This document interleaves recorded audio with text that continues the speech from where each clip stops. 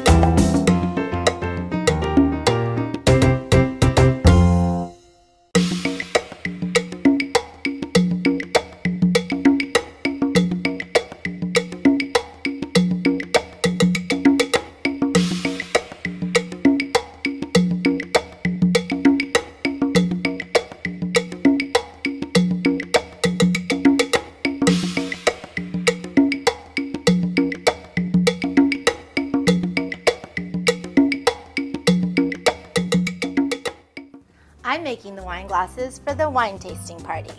I love upcycling, so I'm taking my old bottles and using the Kinkajou bottle cutter, I'm cutting them in half. You then have a bottom piece you can use as a cup, but the top can be turned into a wine glass. They have this great stem that you can get, and it's just a piece that goes right into the top of your cup. So you pop that on there and you've got a wine glass ready to go. But we're crafters, we want to go the next step. You can decorate this with etchall. So what I did was I used their Resist, and it's got this fine tip which makes it really easy to draw patterns on. So I just drew some swirls on here, added some dots. You wait till it dries and then you put the etchall cream on it. 15 minutes later you rinse the whole thing off and you get these great patterns. And then I thought, what fun to make a little party memory glass. So when my friends came over, I asked them each to sign the glass with the etchall Resist. They signed it, doodled on it. We wrote Craft Night 2014 on there. And then when it was dry, I added the etchall cream. 15 minutes later, rinsed it off, and now I have a party memory glass perfect for my wine tasting. We added some Modern Surrealist Sizzix dies on there just to give it a little added touch with our Sizzix machine. And trimmed it up for some extra little pieces with our Westcott scissors, and we're ready to go. So next up on our wine tasting party is I've created sort of a cheese serving board, or if you remove the glass, it can be used like a cork board to put up a list of what wines you're going to be serving that night. Let me show you how I did this. I started with a 12 by 12 foam square and a 12 by 12 sheet of cork.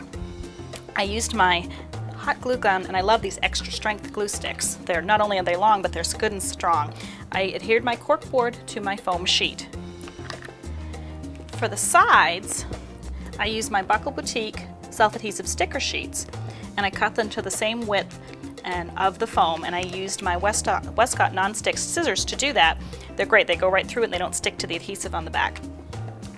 I wanted to make sure that they stuck really good, even though they're self-adhesive, because this is going to be getting a lot of use. So I did add a little bit of the Beacon 527 as I was adhering it to the sides, just to make sure it stayed. For the top, I used a 12 by 12 sheet of the red Rolex Illusion film, and I cut out an 8 by 8 square using my Trim Air trimmer from Westcott. And again, I used a little bit of this 527 adhesive on the four corners to kind of hold this down. A little bit more of the gold buckled boutique trim around the inside. These little chains are these great chained dies from Sizzix. It's the Marisa Puaco Modern Surrealist new design, and I ran those through using the Rolex Illusion film on the Sophisticut machine. It's so cute. It cuts and it's cute. And I added those to the four corners. To add our dimensional grapes, I used Macon's clay, Vineyard Tones. Macon's is an air dry clay, so you don't have to bake it. It dries lightweight and flexible. And I used their fruit push mold which happens to have this great grape and leaves. It comes out of the package, it's soft and ready to use. I just pressed it into the mold, popped it right out. If you have any excess, you can trim it again with your Westcott scissors with those nice fine tip around the image. And then I let it dry 24 hours. Once it's dry, I wanted to add a little luster to them to kind of give it a feeling of richness. I love this DecoArt metallic luster. It comes in different colors. It's my new addiction. It's nice and creamy. You can use a brush, but I just put a little bit on my fingertip and literally touched the tops of the places I wanted it to highlight. To layer those grapes and leaves onto the board, hot glue will not work with Makin's clay over time. You do want to use another good strong adhesive, a clear drying tacky glue, or my favorite go-to is the Beacon 527. And again, layer those on the four corners. So in this form, it's a cork board where you could use your list, but I wanted to make it a serving board.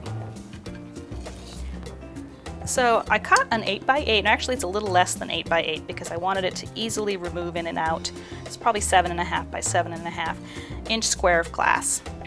And I etched it. And to put my salute on there, I ran it off on the printer using the font that I wanted. And then I just placed my glass square over it where I wanted it. I used my Etch All Cream, and I used their designer tip kit, which I love because you can get perfectly fine little details with this great little tip. And I literally traced over those letters in all of the areas that I wanted it to etch. Let it dry 15 minutes, and then instead of washing it off, I actually reused the etching cream because you can reuse it. Just scrape it off, put it back in the bottle, and you can reuse it next time. And then once it was dry, to sort of highlight those letters, I used the DecoGlass paint marker. And from the back, I just went in and added some little dots and lines to kind of highlight that etched area. So when this is added, you can then use it to serve your cheese or other snacks. Take it off and wash it and reuse it again. The last piece that I did for the party were the wine glass charms, which are so popular now, and you can do it in so many different ways. The first version I created, I used the Makin's clay again in the vineyard tones. You can mix clays to change color or add acrylic paint, but I used these vineyard tones right from the package. Did my push mold in the same metallic luster and added them to one of these like hoop earring findings that you can get. You can add different colored grapes, more leaves to make them different so everyone knows whose glass is whose. And then I had this brainstorm at the last minute that if you were having a quick party and you wanted a quick way for people to identify just plain clear old glasses, wine glasses.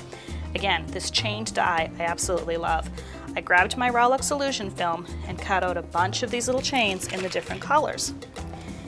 And I discovered I cut the little tail that's off on, and then if you fold the end in half and push it through, you've got a quick, super easy wine glass charm. They can add the colors they want, they can layer them, they can mix them and match them so that they know it's theirs, and it's fast and easy, and they're fun and colorful on the table too. So now we've got our wine glasses and we've got our cheese serving board. It's time to move on to the next part of our wine tasting. So every party needs an invitation so that you can tell your guests how to come to this party. And I have this great card that I made, and I turned it into an invitation. So the way that I made that is I stamped this grape stamp using this Judi solid grape stamp, and I also took these markers, and the way that you stamp the design is you color the marker onto the stamp, and this way this gives you multiple colors when you stamp it out.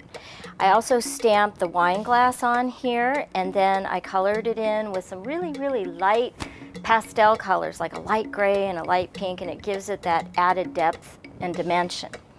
But the best part about the card is this embellishment here. And the way that I did that was I used the Mercart copper metal, and I stamped that with permanent ink onto the metal. Then I used the Repoussé, these tools, and over this little piece of suede, you kind of burnish and score the metal. Now, sometimes when they're using that, Usually what happens is you stamp it on the back side so that you can see where you're going. But I want you to notice that this stamp is a mirror image of itself. So that allows me to stamp it twice. So I stamp it on the front, and then I turn it around and I stamp it on the back. And that gives me this black line here, so it just gives it super added depth. Then, when I'm completely finished etching by, using this tool, what I have a little piece here so you could see it. I took the Mercart backing paste, and this is a paste that you fill in on the back side. You let it dry, and then that way when you attach this to your card, or you can put this on a book or a box or anything you want, that backing paste is solid, so that way if you press down on it, it doesn't collapse all that work that you've done to emboss it. That was a great project. I really loved it. Like us on Facebook. Follow us on Twitter. And pin us on Pinterest. Find us on Instagram too. And don't forget to go to our website, sign up to receive our weekly newsletter, and then you're automatically entered to win a prize package full of product from all of our series sponsors.